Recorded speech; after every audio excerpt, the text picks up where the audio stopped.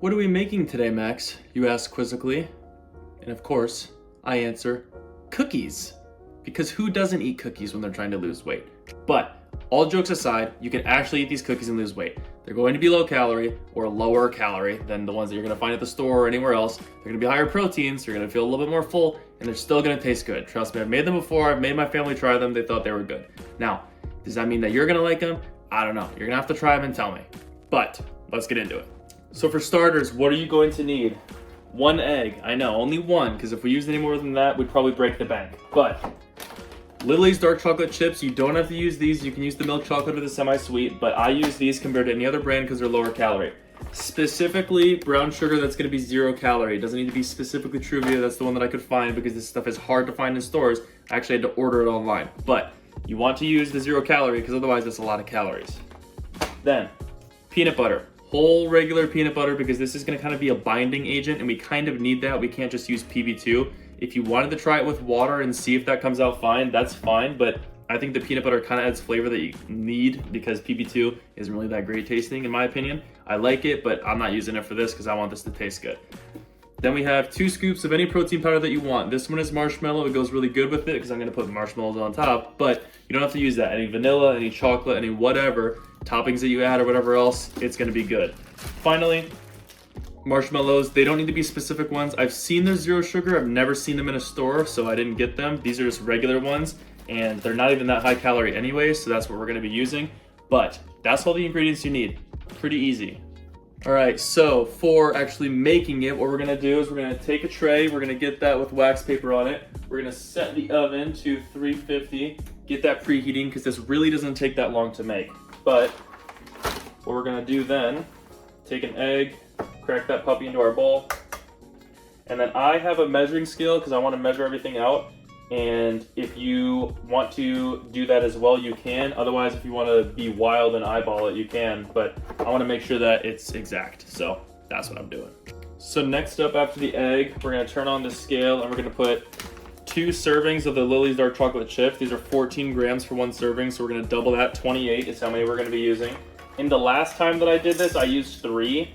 And I feel like I was okay with the amount of chocolate chips that were in it. And I could have dropped it a little bit for less calories. So that's what I'm doing this time. I'm gonna use 2 servings. If you want it to be exactly like the video that I posted about it, you can do 3, but I'm just gonna do 2. And then 2 scoops of protein. Now, depending on the brand of protein that you get, a serving size could be 2 scoops because they have a smaller actual like scoop itself. So you might have to use 4 scoops then in that case, but any regular scoop of, you know, like 130 to 150 calories and 25 grams of protein, if that's like the average that we're going for, any 2 scoops will do for that. Next up, 96 grams of our brown sugar sweetener. Again, it's not regular brown sugar, but it tastes pretty similar. If you're deep enough into a weight loss journey, it's gonna taste pretty good. Even if you're not, I think these taste pretty good.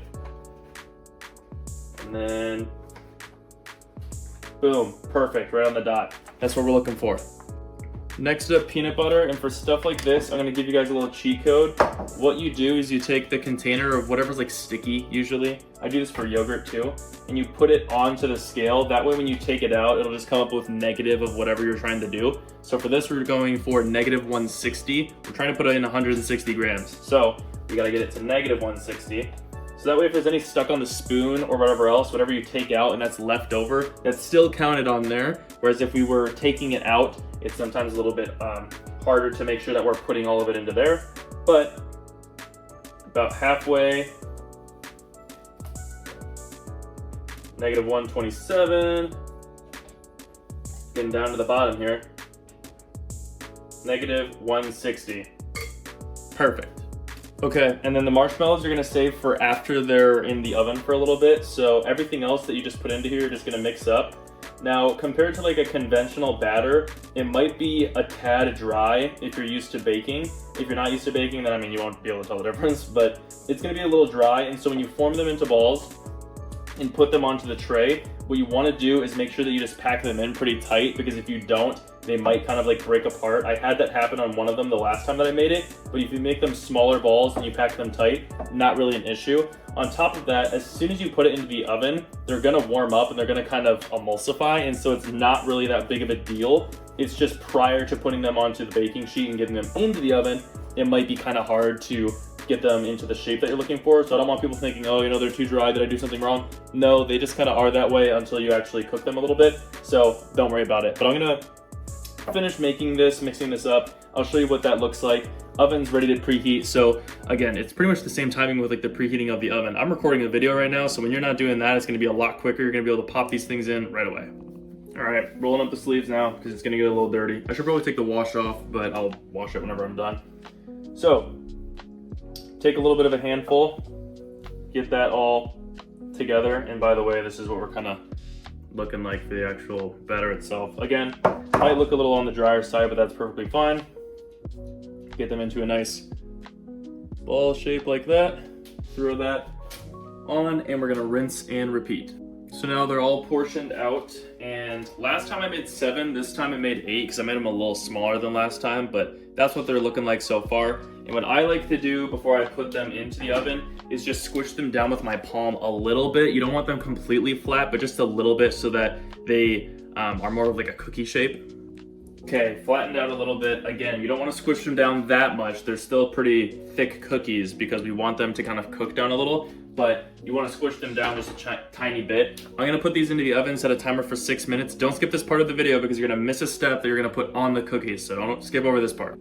Okay, so they take 12 minutes to bake. However, halfway through, we're gonna take them out. Reason being, we're gonna put the marshmallow on top. If you put the marshmallow on top at the very start, you're gonna burn them a little too much. Anybody that's made a s'more knows that you don't wanna burn them too much. There's some crazy people that like them super burnt. I'm calling you out if you like that. But anyways, we're gonna take 4 marshmallows. We're gonna cut them in half, so it's gonna be 8. So there's gonna be half a marshmallow for every single one of the cookies.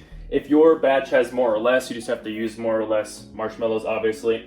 But all you do, slice them in half. I know they're kind of, you know, squishy and hard to cut in half evenly, but just get them as close as you can to, you know, kind of make it pretty and presentable. If you're just eating them, doesn't matter, but obviously I want to post this, so kind of want them looking halfway decent, you know. But as soon as you're done with that, all we got to do is wait the rest of the 5 minutes left until those are halfway through. We're going to take them out. We're going to put these on top. We're going to put them back in for another 6 minutes, and then they should be done.